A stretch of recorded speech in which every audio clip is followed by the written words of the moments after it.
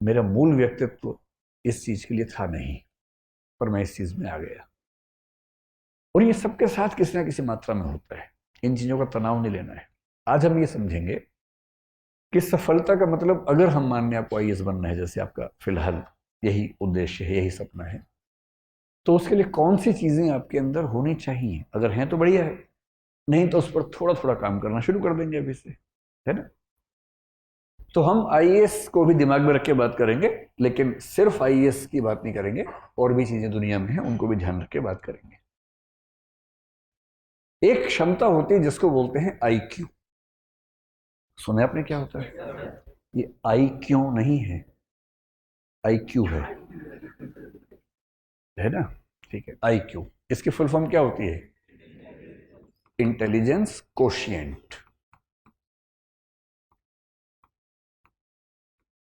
Quotient क्या होता है? कोशिएंट का मोटा मोटा मतलब समझ लीजिए कि किसी चीज की वैल्यू कितनी है, किसी रेफरेंस में किसी चीज की वैल्यू, किसी चीज की मात्रा, क्वांटिटी कितनी है, उसको बोलते हैं कोशिएंट। ठीक है। आईक्यू का सरल भाषा में मतलब है कि आप कितने तार्किक व्यक्ति हैं, आप कितने बौद्धिक व्यक्ति हैं, आपकी जो तार्किकता है, रैशनैलिटी है, आपकी जो रीजनिंग की कैपेसिटी है, लॉजिक की कैपेसिटी है, लॉजिक, रीजनिंग, ये सब शब्द लगभग मिलते जुलते हैं। ये क्षमता कितनी है आपके अंदर? और दुनिया के इतिहास में ऐसा कई लोगों ने माना कि सबसे सफल व्यक्ति वही है जिसके अंदर तार्किक क्षमताएं ज्यादा है। कुछ हद तक ये बात ठीक भी है, क्योंकि अगर आप तार्किक ज्यादा हैं तो आपकी डिसीजन मेकिंग कैपेसिटी बेहतर होगी, जो कि डीएम में होनी भी चाहिए। डीएम में क्या है? डिसीजन मेकिंग है ना? क्योंकि फैसले कर रहे हैं, और आपका फैसला केवल आपके बारे में नहीं है, पूरे जिले की जिंदगी के बारे में। 12, 14, 15 साल की सर्विस के बाद आप पूरे राज्य के स्तर पर प्रभावित करने लगते हैं समाज को। और यदि आप सेंटर की डेपुटेशन पर आ गए और 25-28 साल की सर्विस कर चुके हैं, तो आपकी कलम पूरे देश की नियति तय करती है। इसलिए बहुत जरूरी है कि आप सोच समझ कर फैसले करें। आपका चीजों को समझने का, फैसला करने का जो प्रोसेस है, उसमें जो तटस्थता चाहिए, ऑब्जेक्टिविटी चाहिए, वो एकदम ठीक हो। ऑब्जेक्टिविटी का मतलब है कि आप फैसले इसलिए नहीं करते कि आपका मूड अच्छा नहीं था, आपकी विचारधारा ये है, आपके मन में ये भावना आ गई अचानक, नहीं। आप फैसला करेंगे तथ्यों के आधार पर, फैक्ट्स, आर्गुमेंट्स, और दुनिया के बाकी देशों में कैसे सिस्टम चल रहे हैं, बाकी राज्यों में कैसे चल रहे हैं, उन सबको स्टडी करेंगे। और उन सब के बेस पर जो सबसे अच्छा आपको लगेगा, या अच्छे अच्छे को मिलाकर जो बेस्ट लगेगा अपने समाज के लिए, आप उसको अप्लाई करेंगे। ये जो पूरी क्षमता है, इसको बोलते हैं इंटेलिजेंस कोशिएंट। और हम मानते हैं कि बिना इंटेलिजेंस की सुपीरियोरिटी के आप सचमुच कम से कम सिविल सेवाओं में तो ना जा सकते हैं, ना शानदार परफॉर्म कर सकते हैं।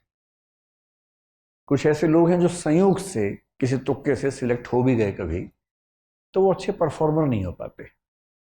अब क्यों अच्छा होना किसके लिए जरूरी है? जैसे अगर आपको फिलोसफर बनना हो, तो बहुत अच्छे आईक्यू के बिना नहीं बन सकते। किसी का आईक्यू अगर 90 से 110 के बीच में है, तो मानते हैं कि सामान्य बुद्धि का व्यक्ति है, एवरेज, ठीक है। मतलब अगर आप आईएएस बनना चाहते हैं, तो जनरली हम मानते हैं कि 120, 140 के बीच में अगर आईक्यू है, तो आप ठीक है, बढ़िया है। 140 प्लस आईक्यू किसी का हो, तो इसका मतलब गिफ्टेड व्यक्ति है, बड़ी बात है। किसी किसी का आईक्यू 200 भी होता है, एक दो व्यक्तियों का 250 के ऊपर भी देखा गया है इतिहास में, जो कि बहुत रेयर बात है। ये वही व्यक्ति हैं जो 5 साल की उम्र में 12वीं क्लास पास कर ली, 8वीं क्लास में किसी यूनिवर्सिटी में पीएचडी कर रहे हैं, मतलब 8 साल की उम्र में, 9 साल की उम्र में। कभी सुना है आपने ऐसा? ये वो बच्चे हैं कि 8-9 साल की उम्र में उनके दिमाग का इतना विकास हो चुका है कि, जैसे एक बच्चे की कहानी में एक बार पढ़ रहा था, शायद अमेरिका, यूरोप में किसी देश में था वो बच्चा, तो उसकी उम्र थी शायद 5-6 साल के आसपास। तो अपनी उम्र के हिसाब से जो क्लास होती है, पहली दूसरी क्लास, उसमें बैठा हुआ था। सब बच्चे पढ़ रहे हैं, मैडम के साथ गाना गा रहे हैं एकदम, मैडम कह रहे टी से टोमेटो, सब बोले टोमेटो। ये सो रहा है आराम से। तो टीचर ने इसको बड़ा समझाया, पुचकारा, धमकाया कि भाई क्लास में पार्टिसिपेट करो। ये करता ही नहीं था। हालत ये हो गई कि स्कूल ने कहा कि भाई ये चल नहीं पाएगा। ये तो एडिसन के साथ भी ऐसा ही हुआ था। और बाद में जब टेस्ट किया उस बच्चे का आईक्यू निकला 200 के आसपास, और तब पता लगा कि उस बच्चे का मेंटल लेवल 10वीं क्लास का हो चुका था। बिठाया था पहली क्लास में।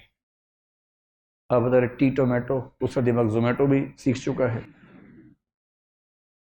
जैसे उसको 10वीं क्लास में भेजा, मतलब वो 1 साल का क्लास जो है वो 1 महीने में आराम से कर लेता था। 8-10 साल की उम्र में यूनिवर्सिटी में चला गया, 12-15 में प्रोफेसर बन गया। अब है ऐसा आईक्यू तो क्या करें, किसी किसी का होता है। अब आईक्यू से अगर आगे निकलें और देखें कि कौन सी दूसरी चीज़ है जिस पर आपको गौर करना है, और वो चीज़ जिसको आप अपने हिसाब से मैनेज कर सकते हैं। एक शब्द आपने सुना होगा, इमोशनल इंटेलिजेंस। कुछ लोग इसको ईक्यू भी आजकल कहने लग गए हैं। इमोशनल इंटेलिजेंस या इमोशनल कोशिएंट, ये क्या चीज़ होती है, कभी आपने इस पर गौर किया है? और ये चीज़ आपके पाठ्यक्रम में भी है, यूपीएससी में मुझे ही पढ़ाना होता है, वो वाला टॉपिक इथिक्स में आता है। और जो दूसरी चीज़ है उसको बोलते हैं इमोशनल इंटेलिजेंस, और कुछ लोग इसके लिए एक शब्द करते हैं इमोशनल कोशिएंट। इमोशनल कोशिएंट सुन के कुछ लोग सोचते हैं कि जो जितना ज़्यादा इमोशनल है उसमें उतना ज़्यादा इमोशनल कोशिएंट है। ऐसा बिल्कुल नहीं है, हरगिज़ नहीं है। इसलिए अगर आप बहुत इमोशनल हैं और आपकी पलकों पर हमेशा आंसू तैयार रहते हैं, तो इसका मतलब है कि आपका इमोशनल इंटेलिजेंस का लेवल कम है, न कि ज़्यादा है। तो लेकिन इस बात से रोना नहीं है, कहीं इसी बात से भी रोना शुरू कर दें आप, है ना। मैंने सिर्फ ये बताया कि वैसा नहीं होना है, इसका मतलब समझ लें कि इसका मतलब क्या है। आप में से कितने ऐसे बच्चे हैं जो मतलब ज़रा सा कुछ हो और खटाक से आंसू निकलने लग जाते हैं? हाथ खड़ा करो, शर्मा।